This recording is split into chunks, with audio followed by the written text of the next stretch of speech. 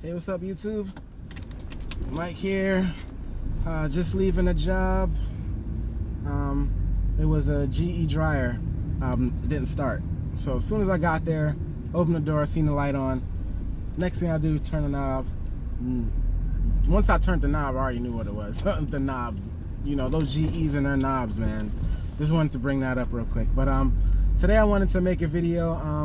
One of my subscribers asked me, can I talk about the percentages of appliances that I see, you know, in a certain time frame. So what I did was I took 2 weeks and I just saw all the jobs that I ran within those 2 weeks and what appliances I ran. So in the 2 weeks time frame, it was pretty much apparent that dishwashers were first place. I did a lot of dishwashers.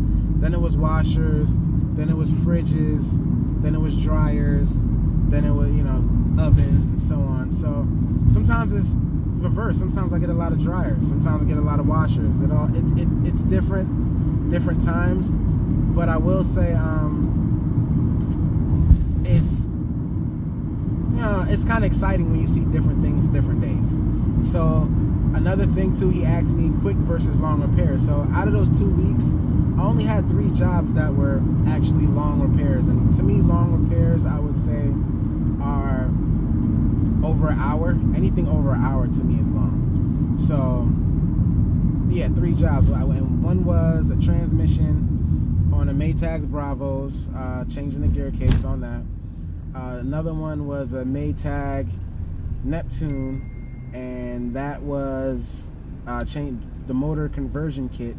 And really why that took long is because she had a combo unit and you have to get behind it, so I had to pull it out. She had it in a tight spot, had to climb over things. So yeah, that's why it took that long.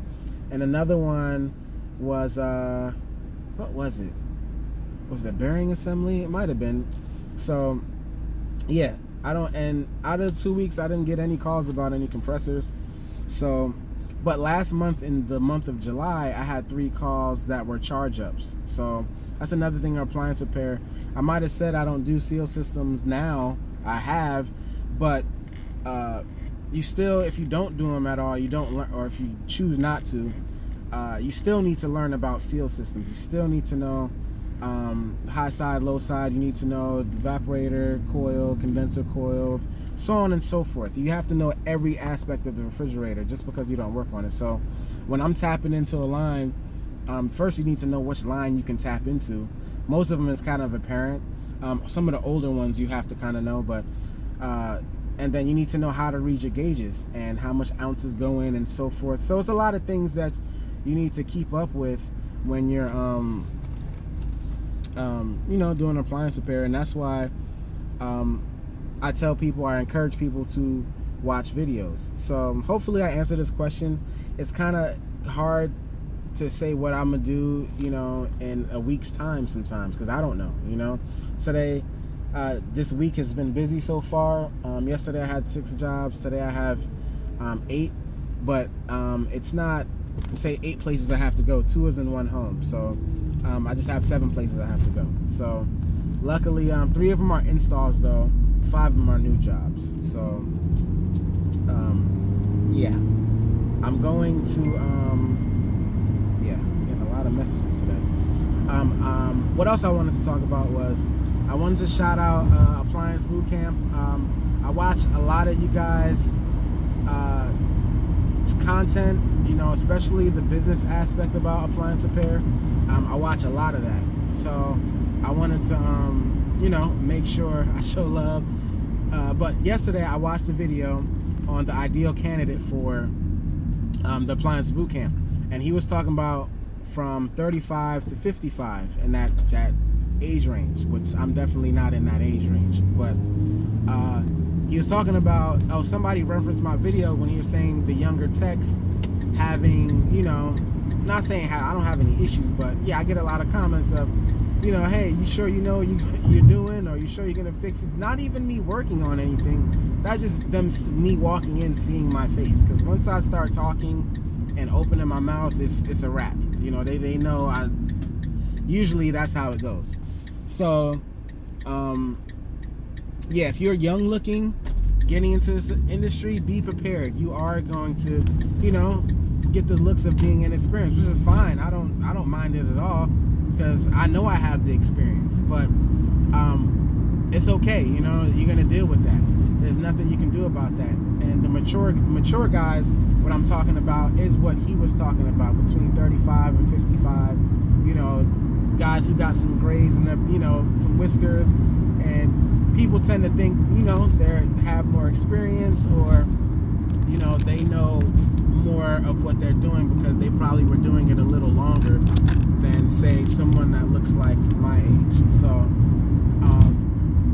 yeah, that's important that you realize that. That's what made me want to learn more, because I don't want to go into people's houses and not know what I'm doing. I hate that feeling, and I'm pretty sure you guys might hate that feeling as well. But I still love the aspect of me going to certain, like those 5 jobs. I know what they are, but I don't have the model numbers on any of them, so I don't know the exact models they are. So I know the brands and the type of appliance they are. So to me, that's exciting.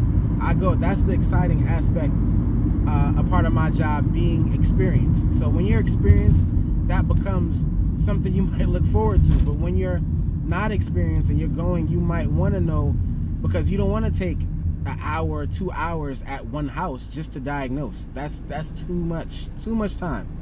An hour is too much time to diagnose. A half hour to me is my maximum time on diagnosing them. I'm not talking about replacing the part or anything like that. Just finding out what the problem is. And sometimes you have to trace schematics. Sometimes you never know what it might be. I remember I had a dryer. This is a older basic dryer, and it just wasn't drying properly, or it wasn't drying at all the first time I got there. So, but when I pulled it out, the pretty much a lead was broken off one of the sensors, the high limit sensor. The lead was broken, so I'm like, all right, change that. Boom, good to go. He called back. It was heating fine. He called back saying it's not drying properly now. So now I have to go back and check. I'm thinking it's maybe the thermostat. That's just in my mind. I'm thinking. So I go back there, change the thermostat, right? He calls back and still says it's not. So now I go back. This is a while. This is not even this year. This is since I've had my own business, this has happened, but it wasn't this year. It's last year.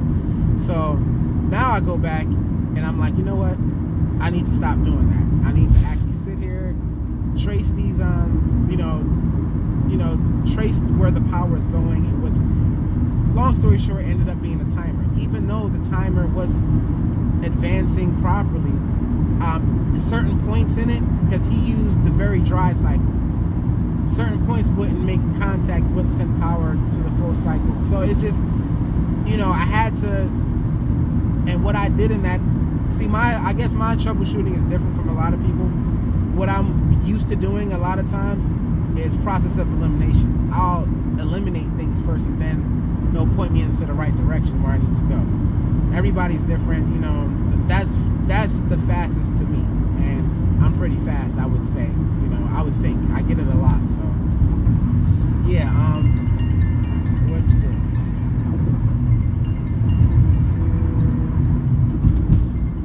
Oh no, okay, this is not a call I need to get. So I wanted to also talk about finances, just because I just left the parts store today, and I'm looking at this parts. The bill I'm leaving is $423 now, and that's only for like 4 parts. One of the calls that one of my installs today is a MCU board for a Whirlpool washer, and that part, if you guys know, is expensive. It's costing me $190 for the part and $60 core charge.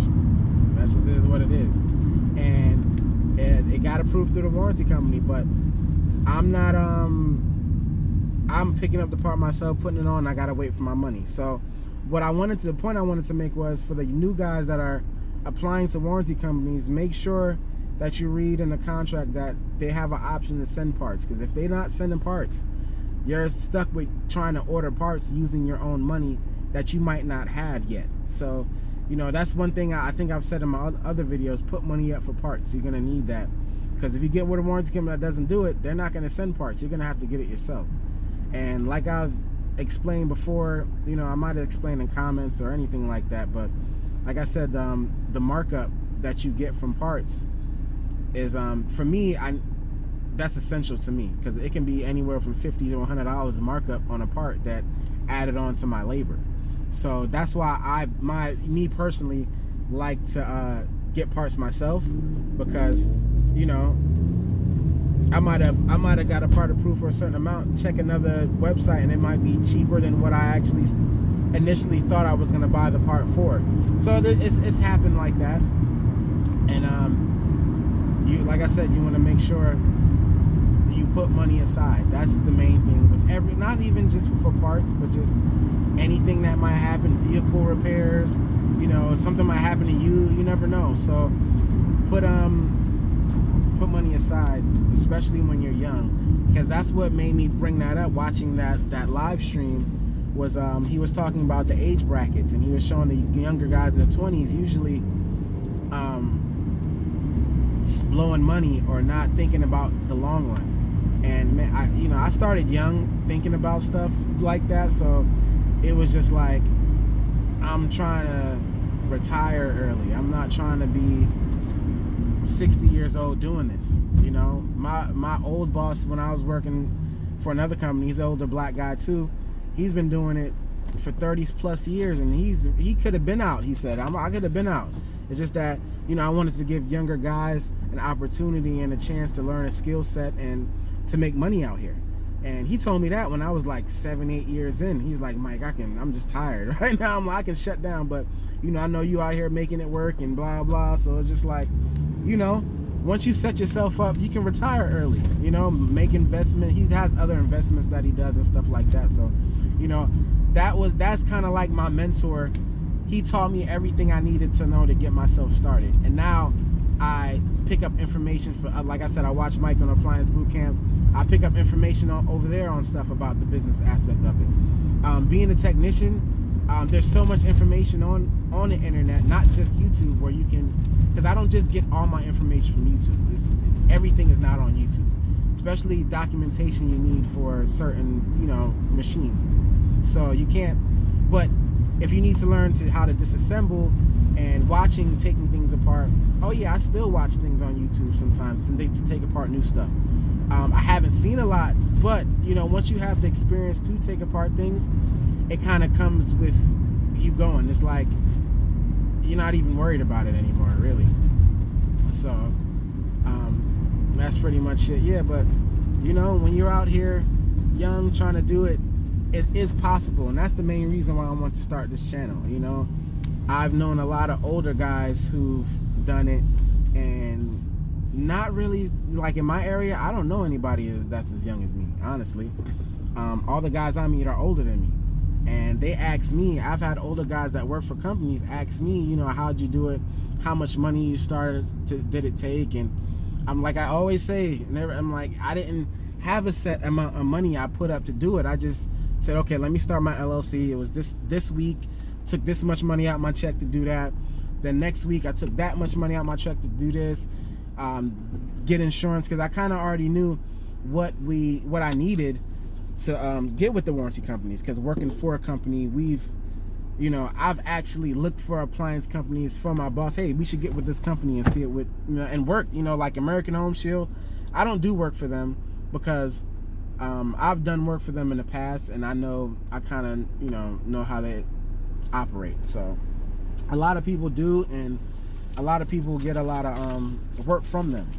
So once you get with a good company and you do good, they'll send you a lot of work once you're ready to have that much work, or if you're available. But like I said in the last video, don't, initially in the beginning, you can, if you're getting a lot of work from the warranty companies, you can, put your time and effort into making sure but eventually you're gonna want to try to lean towards COD calls and getting direct customers, because that's what's gonna in the long run make you last long. That's what's gonna, because warranty companies, like I said, they can drop you tomorrow, and then it's like, what you gonna do? You can't operate out here. There's no way that I'm acquiring things and then putting all my faith into these warranty companies. I mean, yeah, some of it is in there because they've been paying me, and they've been doing a good job paying me. So yeah, you know, I mean, you just got to get out there and do it on your own, experience yourself, and see how it goes. I can only share so much of what I've been through and what I'm going through. So, you know, that's the main reason why I made this channel, is because, you know, appliance repair is not only just about fixing things. You have customers you have to deal with. You have to keep track of parts. And yeah, like I'm looking at this parts thing right now, and I have a rotor for a dishwasher. It's a double door dishwasher, Whirlpool. The bottom one needs the rotor. That was 92 bucks. Control board cord charge, 60 bucks, and I have a level dispenser for a Samsung fridge that was $80. So those 3 parts are all warranty jobs, and they're all money I'm gonna have to wait for. But that's why I tell people, sign up to multiple warranty companies so you can have different streams of money coming in different times of the month. And you know, certain things will have to pay for other things until you get that money back. That's just how it's gonna go. So that's pretty much it this week. Shout out to all the new subscribers I have, all the people still watching. Shout out you know, everybody making videos out there, Appliance Bootcamp. I'm gonna get with you guys. I'll send you guys an email and stuff like that. I appreciate the shout out. I appreciate, you know, he told me a lot of people, I don't know how much people watch my videos. I just know that it's content I want to put out there just to get you a general idea of what's going on. I'm at this job right now. This is an LG fridge, not cooling, so this might be a compressor job. I don't know, but he said he's got ice buildup in the freezer section, so I don't know. It might be a evaporator leak. I don't know what it might be, but I still haven't got the van. I haven't gotten it wrapped yet. It is some money. I just haven't had time to do it yet this summer. Trying to spend time with my family. But van is looking pretty junky right now. Just have a lot of jobs, so whenever I get a chance, I'll clean it up. Right now, the front is with my tablet and stuff like that, and so just to give you guys a look at what's going on still, my gauges, stuff like that. Building up my inventory. That's why you haven't seen people do any inventory videos, because it's you might see different things, different locations, but there are some general stuff that you can get for dryers and stuff like that. But anyway, man, you guys take care. If you guys want to know anything, you know, always just hit me up in the comments, and I'll get with you guys later. Thanks.